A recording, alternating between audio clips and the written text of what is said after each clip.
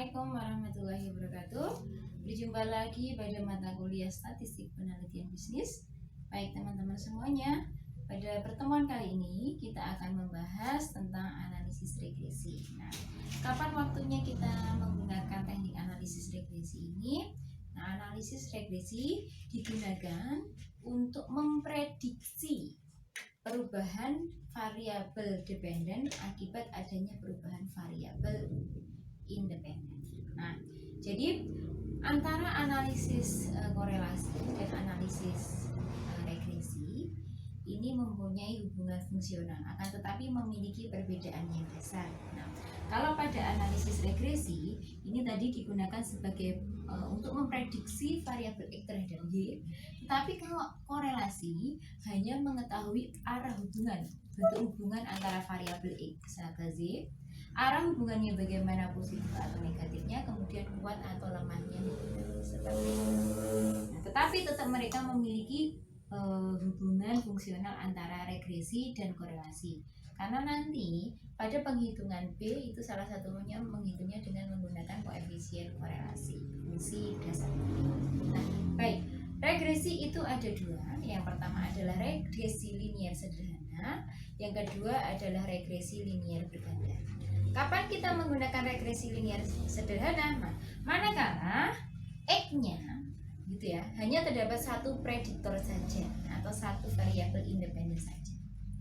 Tetapi kalau pada regresi linier berganda terdapat lebih dari satu prediktor, bisa 2 prediktor, 3 prediktor, 4 prediktor. Nah, rumusan persamaan regresinya adalah kalau linier sederhana Y sama dengan A plus BX, X-nya hanya cuma satu, prediktornya satu. Tetapi kalau pada linier berganda, X-nya lebih dari satu, Y sama dengan A plus B1 X1 tambah B2 X2. Kalau 3 prediktor berarti tambah B3 X3. Kalau 4 prediktor ditambah B4 X4 dan seterusnya, tergantung jumlah prediktor. Nah, keterangannya bagaimana? Y ini adalah variabel dependen yang diprediksikan. Itu adalah variabel independen. Kemudian A ini adalah nilai Y manakala nilai X-nya itu adalah 0 atau konstan. Sementara nilai B itu adalah koefisien regresi. Dan nanti di dalam koefisien regresi ini kita bisa mengetahui arah prediksinya, positif atau negatif. Nah, saya berikan contoh supaya memudahkan. Misalkan pengaruh SERVQUAL terhadap jumlah pembiayaan di bank syariah. Nah, SERVQUAL itu adalah variabel X, jumlah pembiayaan di bank syariah itu adalah variabel Z. Karena SERVQUAL itu hanya satu variabel saja, berarti yang akan kita gunakan adalah regresi linier sederhana. Tetapi kalau misalkan pengaruh SERVQUAL, kemudian nisbah bagi hasil, kemudian adalah misalkan sikap mempengaruhi terhadap jumlah pembiayaan gitu ya. Nah, berarti kan X-nya ada 3, maka yang akan kita gunakan adalah regresi linier berganda. Catatan, sebelum kita menganalisis regresi, maka yang harus kita perhatikan, mau dilihat di sini, baik regresi linier sederhana atau linier berganda, maka harus lolos uji linearitas. Uji linearitas itu untuk melihat apakah fungsi X itu membentuk garis linier atau tidak terhadap Y. Manakala membentuk garis linier, maka lolos uji linearitas. Tetapi kalau tidak membentuk garis linier, maka tidak lolos. Nah, kemudian dampaknya bagaimana? Kalau tidak lolos uji linearitas, maka uji regresi tidak tepat atau tidak bisa dilanjutkan. Uji prasyarat yang kedua, kalau kita menggunakan regresi linier berganda, maka harus lolos uji asumsi klasik.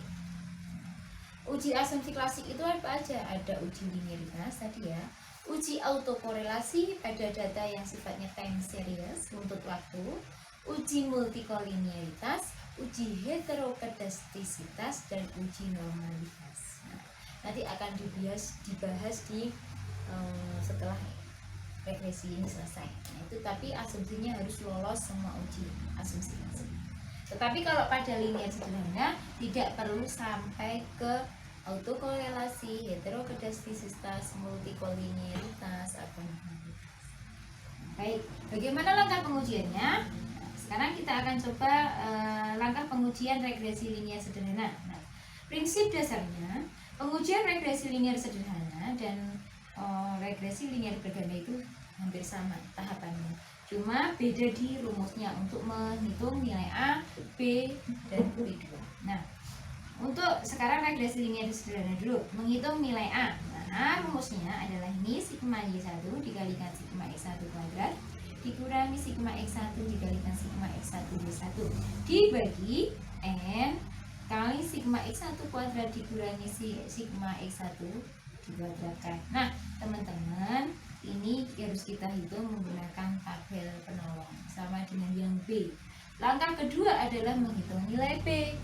Rumusnya adalah B sama dengan N kali sigma X1 Y1 dikurangi sigma X1 kalikan sigma Y1 dibagi N kalikan sigma X1 kuadrat dikurangi sigma X1 dikuadratkan. Nah, itu pada regresi linear sederhana.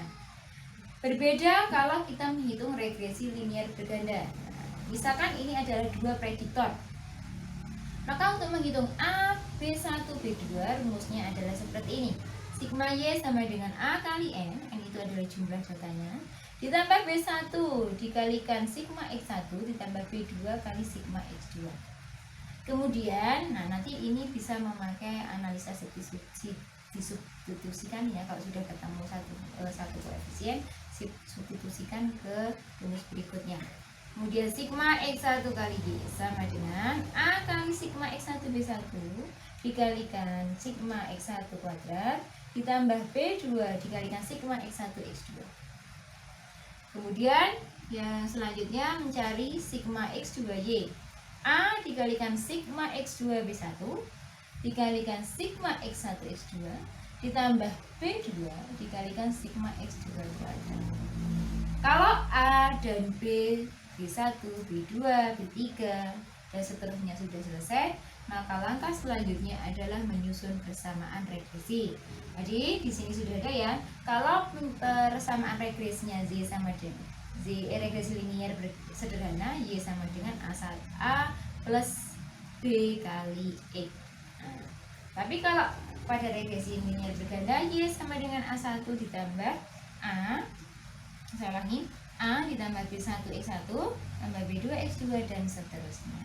Ingat ya, catatan tadi harus lolos uji asumsi pasti. Nah, langkah selanjutnya adalah menganalisa dan menyimpulkan. Nah, manakala sudah bertemu persamaan regresinya, maka kita bisa menyimpulkan. Cara menyimpulkannya adalah kita membaca A. A itu tadi apa? A adalah nilai konstan. Nilai konstan itu maksudnya apabila X-nya 0, maka variabel Z-nya ini bernilai seperti nilai A. Nah, kemudian selanjutnya kita bisa membaca di sini adalah koefisien regresinya. Nah, koefisien regresinya kita bisa lihat kalau di sini positif, maka berarti arah koefisien regresinya itu searah atau positif. Sebaliknya di sini negatif, itu berarti arahnya negatif atau berlawanan. Nah, manakala arahnya positif, berarti artinya apa? Jika X1 mengalami peningkatan satu satuan, maka nilai Z juga akan mengalami peningkatan satu satuan. Tetapi sebaliknya, manakala kalau ini nilainya negatif, manakala X1-nya naik satu satuan, maka B1-nya itu mengalami penurunan satu satuan. Nah, itu pembelajaran. Selanjutnya kita bisa meneruskan dengan apabila ada hipotesisnya. Kalau di dalam penelitian, maka kita bisa menghitung R korelasi. Nah, menguji hipotesisnya dengan R korelasi dengan menggunakan hipotesis deskriptif dan mengikuti standar yang baik teman-teman. Untuk memperjelas analisis regresi ini, maka kita nanti akan melakukan penghitungan analisis. Baik teman-teman semua, untuk lebih memahami teori tadi tentang analisis regresi, maka mari kita lakukan uji coba penghitungan. Nah, di sini ada data ya, tapi ini datanya data bukan, sekali lagi bukan data sebenarnya. Ini data asal aja gitu ya. Baik, nah di sini nanti misalkan kita mau meneliti tentang bagaimana pengaruh SafeWord itu adalah service quality atau kualitas pelayanan terhadap jumlah pembiayaan di Bank XYZ misalkan. Nah, baik, nah datanya yang saja adalah seperti ini. Sekilas kalau misalkan kita lihat data ini, nah data ini kan tidak kelihatan kenaikannya, tapi apa gitu ya, ada yang naik, ada yang kenaikannya tidak konsisten seperti itu. Nah baik, nah maka langkah yang pertama seperti yang kita sampaikan tadi di depan, yang pertama adalah menghitung nilai A, di mana rumusnya A adalah ini. Nah, untuk menghitung ini kita perlu membuat namanya tabel penolong supaya memudahkan penghitungan. Baik, nah teman-teman ini kalau dihitung secara manual. Tapi kalau akan lebih mudah nanti kalau misalkan kita memakai software, kita langsung aja masukin datanya, nanti dianalisis regresi, kemudian sudah lolos semua adopsi klasiknya dan sebagainya, nanti akan ketemu koefisien regresinya, sehingga nanti tinggal dimasukkan ke dalam persamaan. Tapi kita coba untuk menghitung manual biar teman-teman tahu alur perhitungannya itu bagaimana. Baik, nah berarti kita harus mencari sigma Y1, mencari sigma X1 kuadrat, mencari sigma X1, mencari sigma X1 kali Y1. Nah, maka di sini ini data X, data Z. Nah, kita membutuhkan data X1 Y1. Taruh X1 Y1. Kita membutuhkan data X1 kuadrat, X1 kuadrat. Kita membutuhkan data Y1 kuadrat, Y1 kuadrat. Nah, ini ketemunya di sini. Sigma X1 Y1 nya ada 19960, sigma X1 kuadrat 48400, sigma Z2 kuadrat adalah 18904, sementara sigmanya X 680, sigmanya Y 660. Nah, langsung kita masukkan rumus saja. Sigma Y1 mana? 660 kalikan X1 kuadrat, X1 kuadrat 48400 dikurangi sigma X1 680, sigma X1 kali Y1 sudah ada 19960 dibagi N itu adalah jumlah sampelnya ada 10, dikalikan sigma X1 kuadrat di sini 48400 dikurangi sigma X1. Nah, X1 680 baru dikuadratkan. Nah, hasilnya koefisien A-nya ada 850,5. Langkah kedua adalah menghitung koefisien korelasi. Rumusnya adalah seperti ini. Nah, kita tinggal memasukkan N, berarti N-nya adalah 10, X sigma X1 Y1 tadi ini 19960 dikurangi sigma X1 adalah 680, sigma Y1 nya adalah 660 dibagi, nah ini sama 10 sama ya dengan ini, 10 kali 48400 dikurangi 680 dikuadratkan. Nah, hasilnya sigma koefisien korelasi B adalah negatif 11,54. Nah, dari sini kita bisa melihat arah koefisien. Langkah ketiga setelah ketemu A dan B, maka adalah menyusun persamaan regresi. Nah, karena ini regresinya hanya ada satu prediktor, SafeWord-nya ini, maka regresinya adalah regresi linear sederhana. Nah, persamaannya adalah Y sama dengan A plus B X. Berarti kita masukkan A-nya dan B-nya. Y, A-nya 850,5 masuk, dikurangi B. B-nya negatif, ini harinya kan ditambah. Nah, karena ketemu B-nya negatif 11,54, jadi operasinya menjadi negatif 11,54. Ini sudah ketemu persamaan regresi. Nah, kemudian analisanya bagaimana? Nah, inilah analisanya.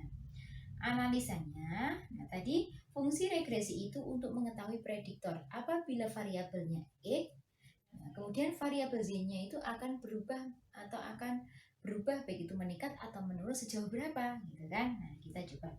Apabila nilai X-nya 0, maka nilai Z-nya, apabila misalkan nilai SafeWord-nya 0, maka nilai jumlah pembiayaannya adalah 850,5. Karena apa? Tadi manakala nilai X-nya 0, maka Z itu sama dengan nilai A, sifatnya konstan. Yang kedua, dari koefisien regresi bisa kita lihat koefisien regresi itu arahnya negatif. Berarti arahnya negatif. Kalau berlawanan berarti apa? Manakala X-nya naik satu satuan, maka bisa menurunkan Y-nya satu satuan. Nah, tapi kebalikannya juga sama. Kalau misalkan Y-nya turun satu satuan, maka Z-nya bisa naik satu satuan. Pengaruhnya. Nah, misalkan ada studi kasus. Nah, kita ingin melihat misalkan X-nya kita naikkan, misalnya servuannya kita naikkan satu satuan gitu ya. Nah, maka kira-kira dengan Z-nya gimana? Masukin saja ke dalam rumus. Misalnya Z-nya naik 2, maka misalnya X-nya kita naikkan misalkan 2 satuan. Maka Z-nya gimana? Y sama dengan 850,5 dikurangi 1154, masukin nilai X-nya. Nah, hasilnya adalah 826,92. Artinya apa? Apabila X-nya mengalami kenaikan 2 satuan, maka nilai Z-nya itu menjadi 826,92. Artinya ada penurunan nilai Y. Nah, jadi kesimpulannya bagaimana? Pengaruhnya adalah pengaruh negatif antara self-goal terhadap jumlah pembiayaan di bank syariah. Ini hanya contoh ya, bukan data sebenarnya. Nah, kalau misalkan kita lakukan di dalam penelitian, nah sebelum penelitian ini dilaksanakan, sekali lagi jangan lupa ya, ini asumsinya udah lolos uji linearitas. Asumsinya udah lolos linearitas. Nah, kalau misalkan kita di dalam penelitian, tetap kita harus melakukan pengujian hipotesis. Nah, pengaruhnya itu ada atau tidak dulu pengaruhnya. Kalau misalkan ada pengaruhnya, berarti apa? Arah pengaruh di sini bisa digunakan untuk membuat kesimpulan. Tetapi manakala hipotesisnya tidak terbukti, misalkan akhirnya tidak ada pengaruh, ya berarti arah pengaruhnya ini tidak berlaku. Untuk uji hipotesis bisa menggunakan hipotesis yang kemarin ya, uji t-test bisa, uji R% product moment bisa kalau ingin mengetahui hubungannya dan lain sebagainya. Nah, mungkin itu teman-teman untuk pengujian regresi linier sederhana. Ingat, regresi linier sederhana hanya ada satu prediktor X-nya saja. Bedanya kalau dengan regresi linier berganda. Baik teman-teman semua, nah ini ada contoh data untuk kita melakukan analisis regresi. Nah, ini kita misalkan kita mau meneliti tentang pengaruh BI rate inflasi terhadap non-performing financing pada bank syariah. Nah, maka kita tadi untuk sebelum menghitung A, B1, B2, maka kita membutuhkan tabel penolong terlebih dahulu. Nah, kita bikin data dan tabel penolong seperti ini. BI rate ini ya, BI rate misalkan data ini BI rate selama 2019, inflasinya sekian, risiko pembiayaan atau NPF-nya sekian. Nah, kemudian kita membuat tabel penolong sesuai yang dibutuhkan di A, B sama B2, B1, B2. Nah, yang dibutuhkan variabelnya adalah sigma X1Y, sigma X2Y, sigma X1X2, sigma X1 kuadrat, sigma X2 kuadrat. Nah, maka dari itu kita membutuhkan tabel penolong dulu. Di sini taruh sigma X1Y, X2Y, X1 kali X2, X1 kuadrat, X2. Nah, ini di sini X1 kali Z misalkan 6 kali 2,8 hasilnya sekian. Nah, ini diteruskan sampai kemudian dijumlah sigma.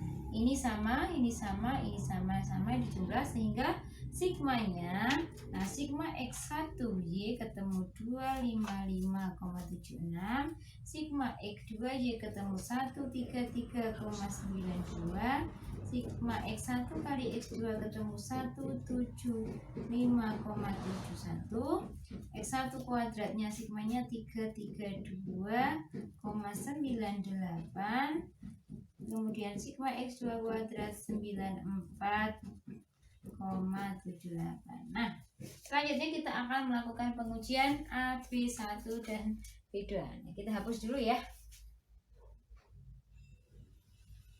Kita hapus datanya.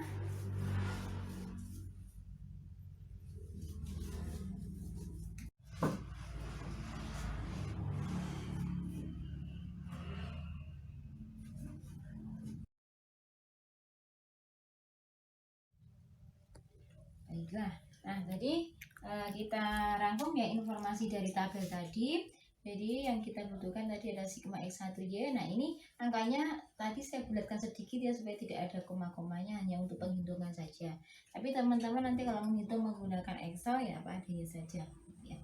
Ini semuanya rangkuman informasi. Nah setelah itu tahap dalam menghitung analisis regresi linear berganda, ingat ya, asumsinya ini data tadi sudah lolos uji asumsi klasik, uji multikolinearitas, heterokedastisitas, kemudian uji normalitas kan, sama uji autokorelasi.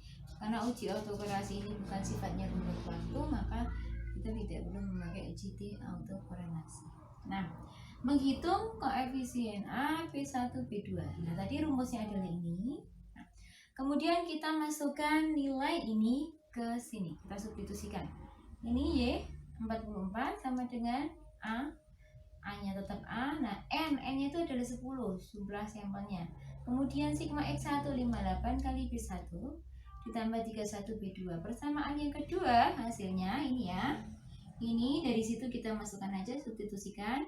256 ditambah sigma X1 nih, sigma X1 nya ada 58. Nah 58A sigma X1 kuadrat 333B1 tambah 176B2. Ketiga sama 134, hasilnya 131A 176B1 tambah 95B2. Nah selanjutnya ada 3 persamaan di mana ini A semua tidak diketahui, B tidak ketahui, B2 1 tidak ketahui, B2 tidak ketahui. Maka, nah dulu kalau kita pakai rumus matematika ya ada namanya analisis eliminasi dan substitusi untuk menyelesaikan persamaan seperti ini. Nah kita bisa menggunakan salah satunya. Yang akan saya gunakan nanti adalah yang eliminasi. Nah untuk menghitung, nah kita harus membuat persamaan baru gitu ya, dari persamaan 1 dan 2 dan 1 dan 3, supaya nanti salah satu ketemu dulu B1 nya atau B2 nya, kemudian nanti bisa disubstitusikan sehingga bisa ketemu koefisien A, B1, B2. Oke, kita buat persamaan 1 dan 2 dulu ya. Nah, persamaan 1 dan 2 nanti akan menjadi persamaan 4 ini. Oke, 44 10 sama dengan 10A. Kita tinggal taruh aja, copy aja datanya. Ini juga sama. Nah, supaya bisa ketemu maka harus kita persamakan nilai A-nya supaya A-nya menjadi 0. Nah, maka yang bawah kita kalikan ini ya, karena 10 supaya sama A-nya ya. Jumlahnya sama, yang atas kita kalikan 58, yang bawah kita kalikan 10. Nah, kemudian ketemu ini semuanya ini dikalikan 58. 44 kali 58 hasilnya 2552 ditambah 10 kali 58 580A. Kemudian 58 kali 58 3364 ini B1, 31 kali 58 1798 B2. Yang bawah juga sama, dikalikan 10. Berarti 256 kali 10 2560, 5 ini A-nya jadi 580, B1-nya jadi 3330, B2-nya jadi 1360. Nah, kemudian kita akan buat persamaan baru karena ini tandanya sama, adalah kita kurangi. Nah, 2552 dikurangi negatif 8. Dikurangi 2560 hasilnya negatif 8. supaya A-nya 0 ya. Kalau di operasi matematika di eliminasi gitu ya, kalau tandanya positif maka di sini kita negatif, tapi kalau justru berlawanan di sini misalkan positif ini negatif maka tandanya harus jadi positif. Nah ini jadi 0 gitu ya, A-nya jadi 0. Nah, atau saya hapus aja. Ini dikurangi 3364 dikurangi 34 B1, ini juga sama dikurangi 1798 dikurangi 1760 hasilnya 38 B2. Persamaan baru saya kasih tanda persamaan 4, hasilnya minus 8 3 sama dengan 34 B1 ditambah 34 B2. Selanjutnya kita akan mencari persamaan baru dari nomor 1 dan 3. 1 dan 3 sama ya, ini 44. Kemudian yang ketiga kita turunkan 31A tambah 176B1 tambah 1952B2. Nah, kita persamakan Berarti yang bawah supaya nilai A-nya 0, yang atas kita kalikan 31, yang bawah kita kalikan 10. Sama ya. Nah, ini hasilnya. Nah, kemudian sama, karena ini positif-positif, maka di sini adalah negatif. Jadi ketemunya ini dikalikan ya. 310A tambah 1798B1 ditambah 96B2. Yang bawah 310A tambah 1761B1 tambah 950B2. Kita kurang 24 sama dengan A-nya 0 ya. Nah, saya tulis 38B1 ditambah 11B2. Alhasil ada persamaan baru yaitu minus 8 sama dengan 34B1 tambah 38B2 dengan 24 sama dengan 38B1 tambah 11B2. Nah, kita geser ke sini. Kemudian untuk mencari salah satunya maka kita akan persamakan, cari persamaan kembali. Kita eliminasikan ya antara persamaan 4 dan persamaan 5. Nah, silakan dilihat di sini. Tadi persamaan keempat ini ya. Ini ketemu di sini. Yang persamaan 5 kita pindah di sini. Gitu ya. Nah, sama. Tahapnya sama, kita persamakan lagi supaya B-nya 0. Nah, supaya B-nya 0, karena kita akan mencari B ya. Supaya B-nya 0, kita silangkan kembali yang atas kali 38, yang bawah kali 34. Nah, sudah. Nah, ini ketemu 3 kali 8 kali minus 8 hasilnya ini, 38 kali 34 hasilnya ini, 38 kali 38 hasilnya ini. Yang bawah 34 kali 24 hasilnya 816, 34 kali 38 hasilnya ini, 34 kalikan 11 hasilnya ini. Sama ya, karena ini positif maka di sini harus negatif.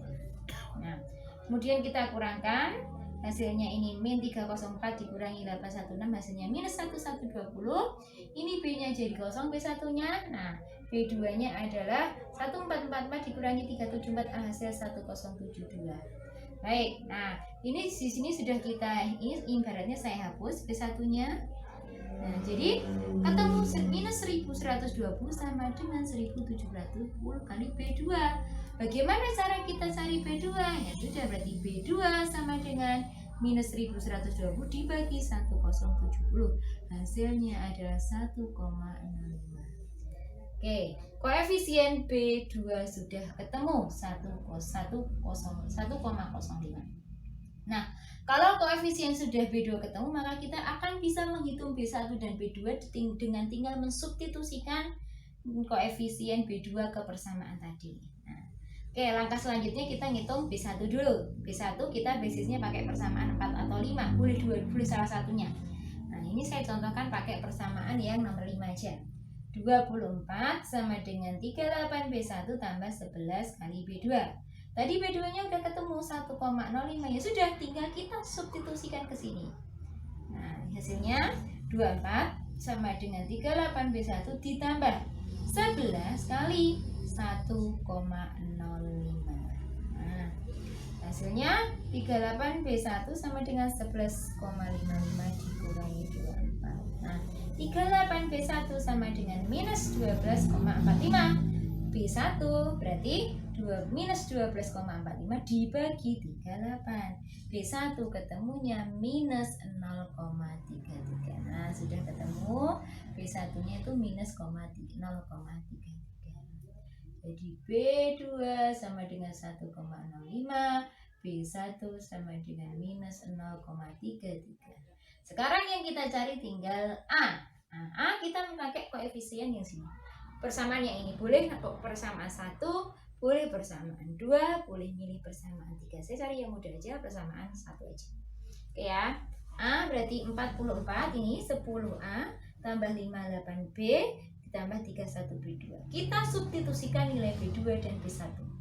44 sama dengan 10A. Nah, ditambah 58. B1-nya berapa? Minus 0,33. Masukkan ke sini. Ditambah 31B2. B2-nya berapa? 1,05. Langsung aja. Jadi ketemunya 10A sama dengan, ini ya, saya langsung pinggirkan ya. 10A, karena kita yang mau kita cari A, maka langsung saya ubah persamaannya, letak persamaannya. 10A sama dengan ini minus 19,14 ditambah 32,55. Ini kita pindah. Dari sini positif, kalau dipindah ke sisi kanan kan jadi negatif. Dikurangi 4. Nah, hasilnya 10A sama dengan minus 30,59. Nah, berarti A-nya berapa? A3 minus 30A ini ya. A-nya minus 30,59 dibagi 10. Nah, jadi ketemunya A adalah negatif 3,059, atau kalau saya bulatkan adalah negatif 3,06. Nah, kalau sudah ketemu A, B1, B2, maka langkah selanjutnya adalah koefisien regresi. Nah, baik. Kita koefisien regresi, salah. Menyusun persamaan regresi. Nah, kita masukkan aja. A tadi berapa? A negatif 3,06, berarti Y sama dengan negatif 3,06. B1-nya berapa? B1-nya negatif 0,33, berarti 0,33. X1 ditambah B2-nya 1,05 X2. Nah, persamaan regresi linear berganda selesai. Langkah selanjutnya terakhir adalah membuat analisa atau kesimpulan. Nah, kalau misalkan, kita baca satu-satu dari A-nya dulu. Kalau misalkan X1 0, X2 0, maka nilai Z adalah 3,0 minus 3,06. Nah, sebaliknya, tadi kan karena ini regresi itu karena kita akan melihat prediksi atau prediktor, maka manakala kita X1-nya kita naikkan satu satuan, nah, maka hasilnya adalah ini tinggal dimasukin aja. Berarti minus 306 dikurangi 0,33 ditambah 1,05. Nah, nanti silahkan teman-teman itu sendiri ya menggunakan kalkulator atau Excel. Kemudian kita baca outputnya. Artinya apa? Kalau misalkan X1 itu tadi B irit, apabila B irit turun, maka menyebabkan Y-nya naik, NPF-nya naik. Saya ulangi, apabila B iritnya mengalami penurunan, maka bisa menyebabkan kenaikan pada NPF. Nah, untuk X2 tadi adalah inflasi. Jika inflasinya naik, maka NPF itu kemungkinan bisa naik. Nah, ini arahnya negatif dan ini arahnya positif. Oke, teman-teman, mudah-mudahan penjelasan ini bisa dipahami pelan-pelan ya. Nanti bisa dengan ditambah dengan baca buku dan teman-teman mencoba untuk menghitung di rumah. Baik, terima kasih. Analisis regresi linear berganda 2 prediktor sudah selesai. Nah, untuk 3 prediktor, 4 prediktor bisa kita hitung di lain waktu. Sekian mata kuliah kita hari ini. Billahi taufiq wal hidayah. Assalamualaikum warahmatullahi wabarakatuh.